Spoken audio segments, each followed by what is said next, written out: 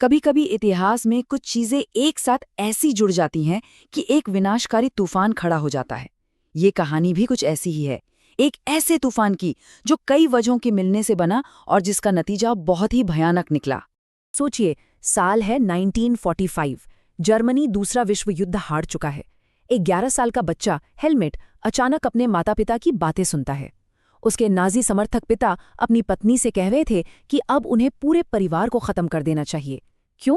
क्योंकि उन्हें डर था कि अब उनके साथ वही होगा जो उन्होंने यहूदियों के साथ किया था। ये एक छोटी सी घटना हमें एक बहुत बड़े सवाल पर लाकर खड़ा कर देती है। आखिर ऐसा क्या हुआ कि एक पूरा का पूरा देश नफरत और बर्बादी के इस रास्ते पर चल पड़ा? ये एक पहेली है और इसे समझने के लिए हमें उस वक्त के जर्मनी में वापस जाना होगा। तो चलिए इस तूफान की पहली और सबसे बड़ी वजह को समझते हैं।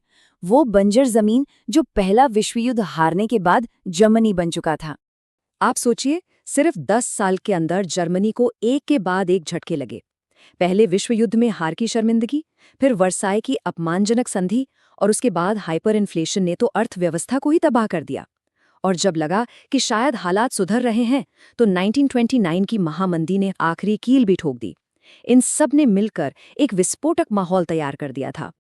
वर्साय की संधि ये सिर्फ एक शांति समझौता नहीं था, ये एक तरह से पूरे देश का अपमान था।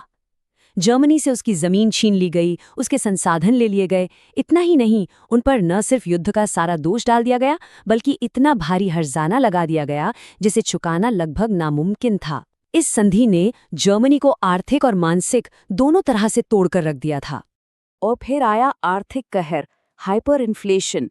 सरकार ने युद्ध का कर्ज चुकाने के लिए इतने नोट छापे, इतने छापे कि पैसे की कीमत कागज से भी कम हो गई। जरा सोचिए, किसी के जिंदगी भर की बचत रातों रात बेकार हो जाए। यही वो डरावना सपना था जिसे आम जर्मन लोग असल में जी रहे थे। इसका असर सोचकर देखिए, एक ब्रेड खरीदने के लिए लोगों को ठेले भरकर नोट ले जाने पड़ते थे। उनकी सारी जमा पूंजी की कोई कीमत ही नहीं बची थी।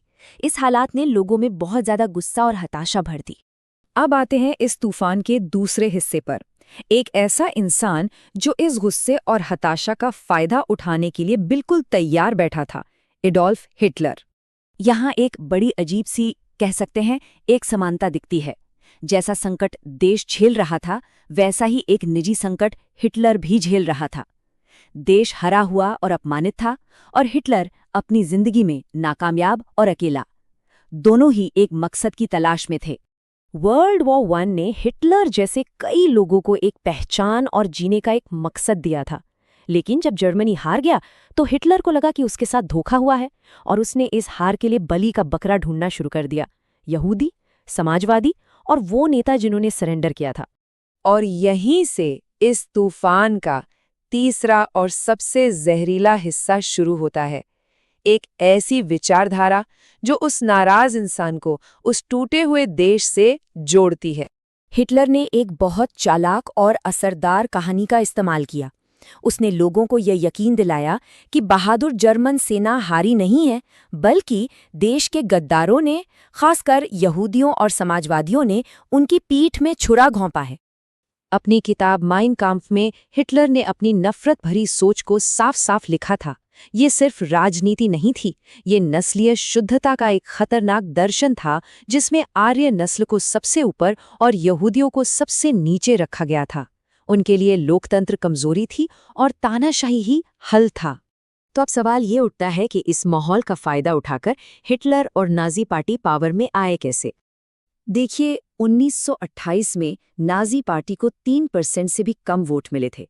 लेकिन 1929 की महामंदी के बाद, जब जर्मनी की अर्थव्यवस्था फिर से बैठ गई, हिटलर ने लोगों से एक बेहतर भविष्य का वादा किया।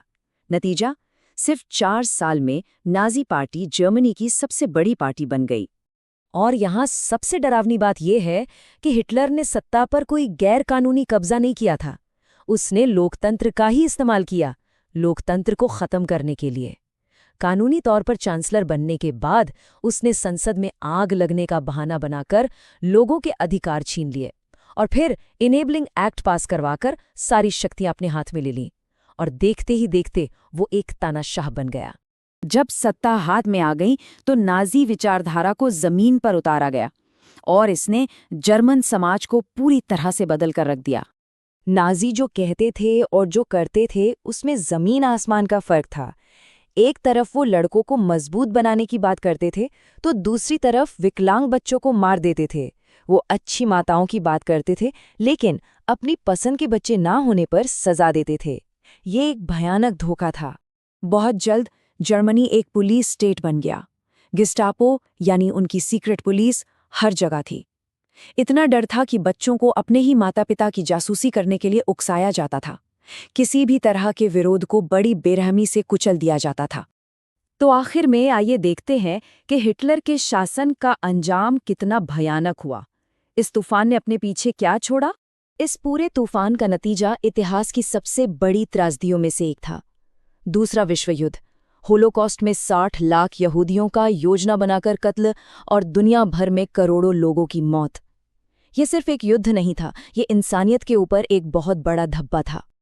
और कहानी वहीं वापस आ जाती है जहां से हमने शुरू की थी। 1945 में जब हिटलर को अपनी हार साफ दिखने लगी तो उसने खुदकुशी कर ली और उसके लोग जैसे हेलमुट के पिता पूरी तरह से टूट चुके थे, निराशा में डूबे हुए।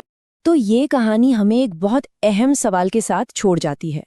हमने देखा कि जब आर्थिक संकट, राष्ट्रीय अपमान और नफरत भरी सोच एक साथ मिल जाती है तो क्या होता है। शायद इतिहास का सबसे बड़ा सबक यही है कि आने वाले ऐसे तूफानों के चेतावनी संकेतों को हम पहचान पाएं।